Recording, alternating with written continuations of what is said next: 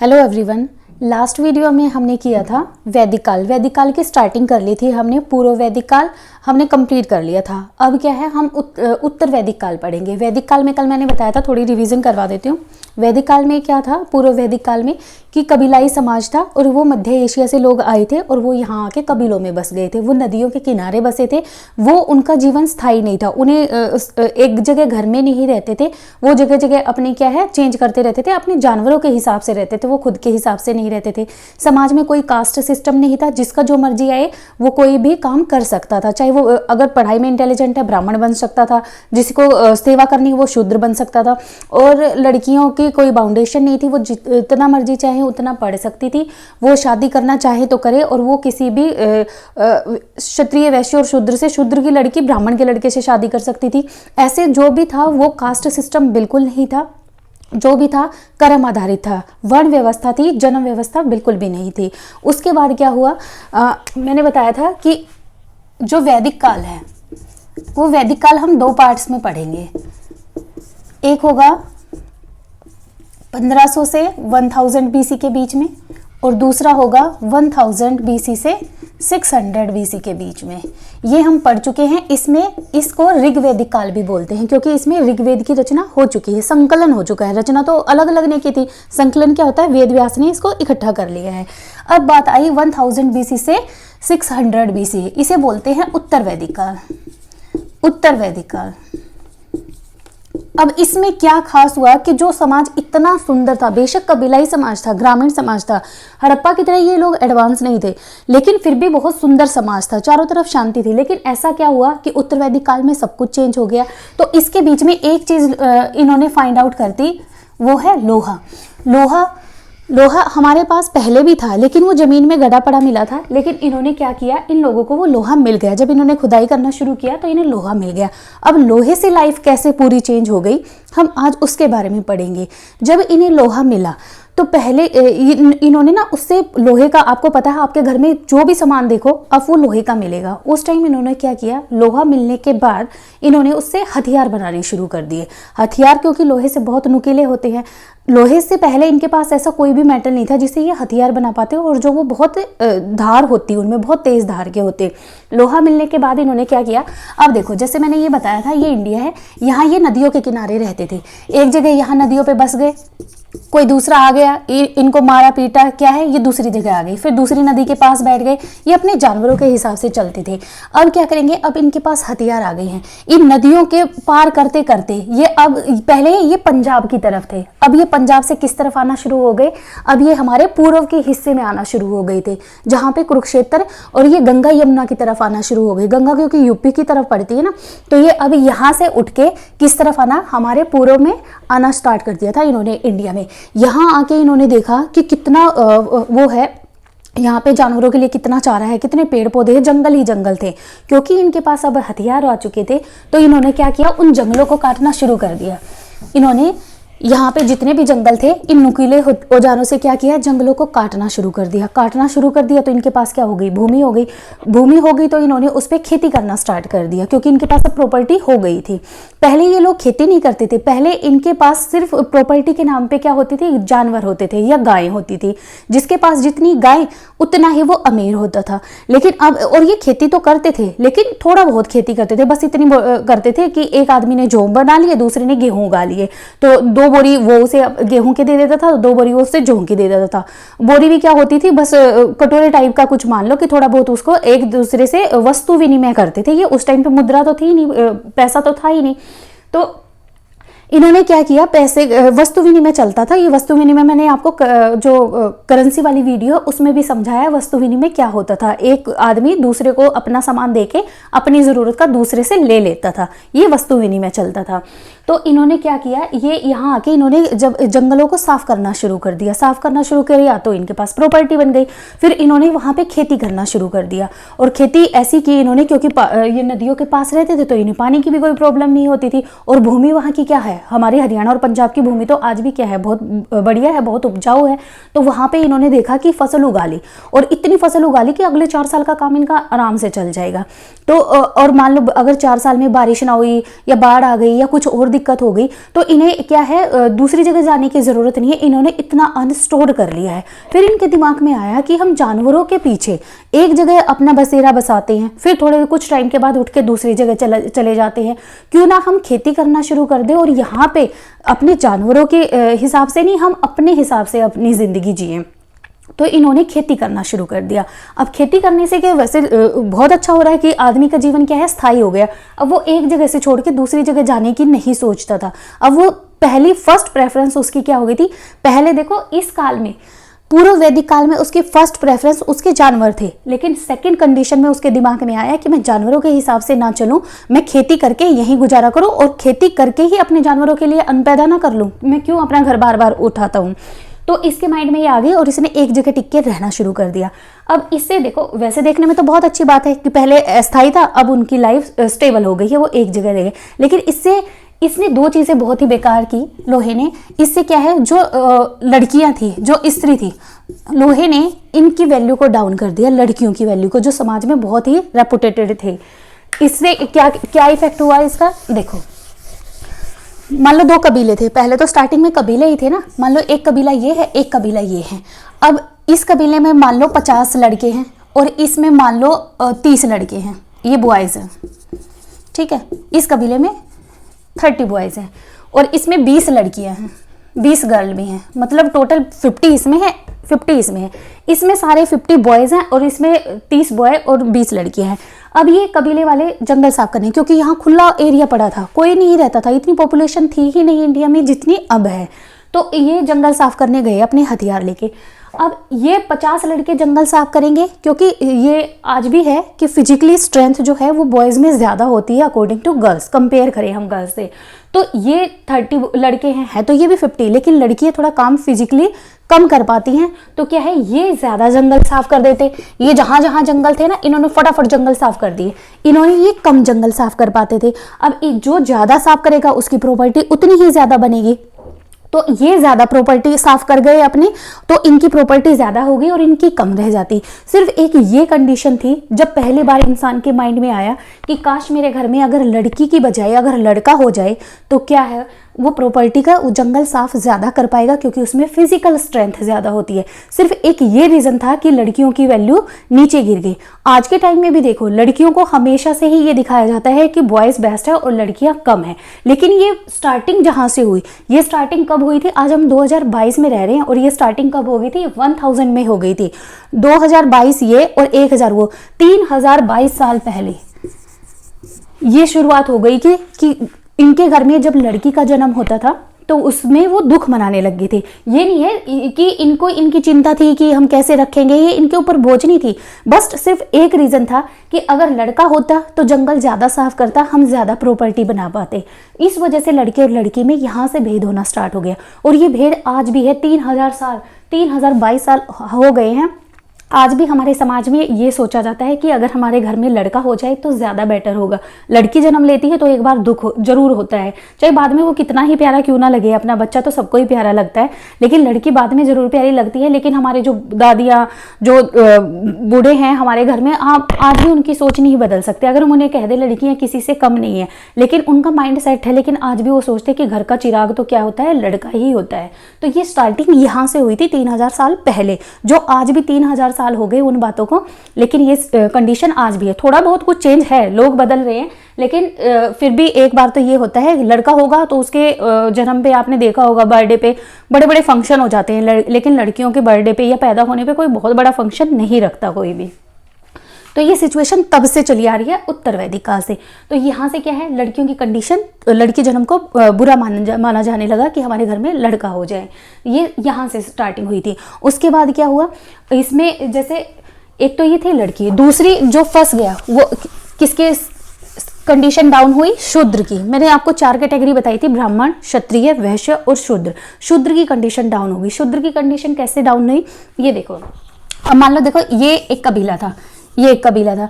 अब यहाँ के जो सरदार था कबीले का, इसमें लड़के थे, इन्होंने जंगल को साफ कर लिया, इनकी ये खूब सारी प्रॉपर्टी बन गई।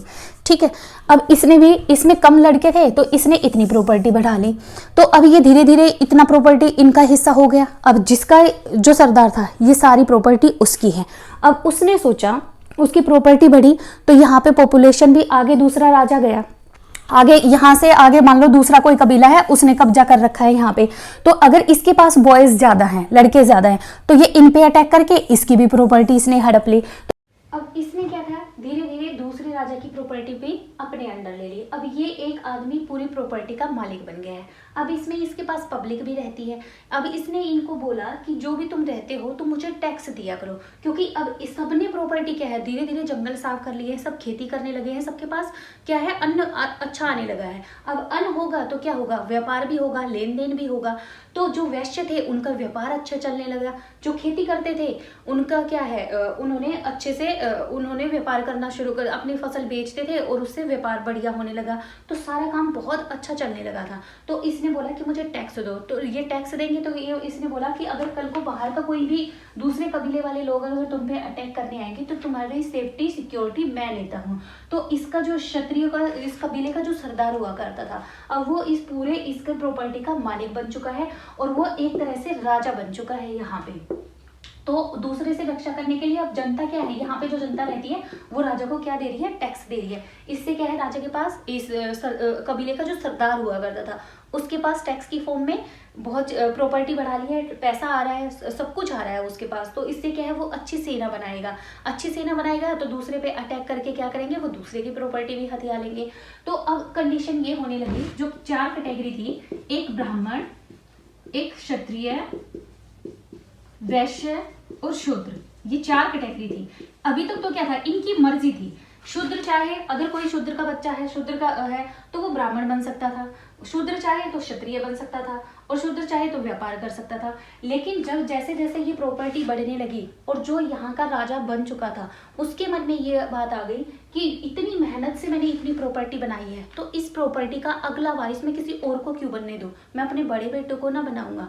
तो इसने क्या किया, जो क्षत्रिय, ये क्षत्रिय कहलाए ना, जो लड़ाई का काम करते थे इन्हें क्षत्रिय बोलते थे, तो इन्होंने ये फाउंडेशन, ये रिजिडिटी कर दी कि आगे से मेरा बेटा ही, राजा का बेटा ही राजा बनेगा। तो इसने फाउंडेशन लगा दी क्षत्रिय ने।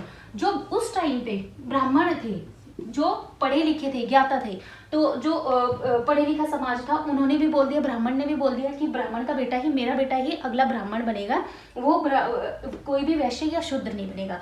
उस टाइम पे जो व्यापार करता था वैश्य था। तो यहाँ पे क्या है, अब सबके पास अन्न काफ़ी होता है, सारी अच्छी अमीरी आ गई है, तो व्यापार भी क्या है, व्यापार भी तो खूब होगा ना, क्योंकि अन्न पैदा होने लगा है, तो अन्न इकट्ठा करके कितना रखेंगे, बाकी तो बाहर व्यापार ही करेंगे। तो वैश्य ने बोला कि व्यापार सिर्फ मेरा बेटा ही करेगा, बाहर का कोई भी आके व्यापार में नहीं एंट्री है उसकी। अब बच गया कौन, शूद्र फंस गया, जो अपनी मर्जी से दूसरे की सेवा करना चाहता था। अब यहाँ पे इन तीनों ने अपने अपने इसमें बैरियर लगा दिए, रिजिडिटी कर दी कि हमारी संतान ही आगे ब्राह्मण कहलाएगी, क्षत्रिय की क्षत्रिय कहलाएंगी और वैश्य की वैश्य कहलाएंगी। लेकिन शूद्र का बेटा अगर लायक है, वो पढ़ा लिखा है और वो ब्राह्मण बनना चाहता है या वो क्षत्रिय बनना चाहता है, अब वो नहीं बन सकता।